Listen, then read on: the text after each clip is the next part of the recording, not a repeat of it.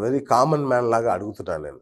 మంచి డైమండ్‌ని ఎలా గుర్తుపట్టాలి సార్? ఎట్లా తెలుస్తుంది మంచి డైమండ్ అని? మంచి డైమండ్ అనేది ఇప్పుడు మనకి మాక్సిమం డైమండ్ అనేది చూడంగానే వాటర్ కలర్‌లో ఉండాలి.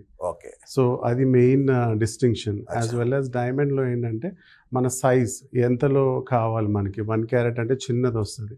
2 క్యారెట్ లైక్ పాయింటర్స్ అంటారు వాటిని. ఓకే. సో, వాటిలో మన సైజ్, మన బడ్జెట్ తగ్గట్టు ఏంటి మన ఒకేషన్ దాన్ని బట్టి మనం ప్లాన్ చేసుకుంటే మంచి డైమండ్ అనేది ప్లాన్ చేసుకోవచ్చు. So, okay. Diamonds always different కలర్స్‌లో కూడా వస్తాయి. యెల్లో ఉంటది, పింక్ ఉంటది, బ్లూ ఉంటది. ఓకే. సో, ఇవేంటంటే చాలా యూనిక్ అనమాట. Very hard to find. Okay. But still మన కొంతమంది జాతకం ప్రకారం వేసుకుంటారు. హ్మ్. కొంతమంది స్కిన్ టోన్ ప్రకారం. సో, ఆటి బట్టి మనం మ్యాటర్ అవుద్దనమాట. యాహ్!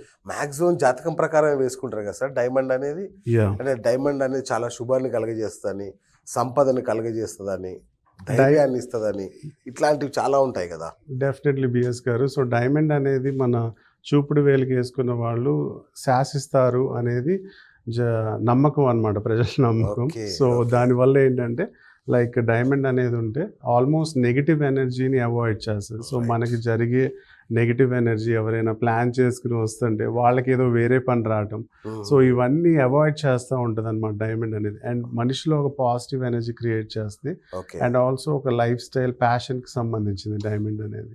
సార్ ఈ మధ్య కాలంలో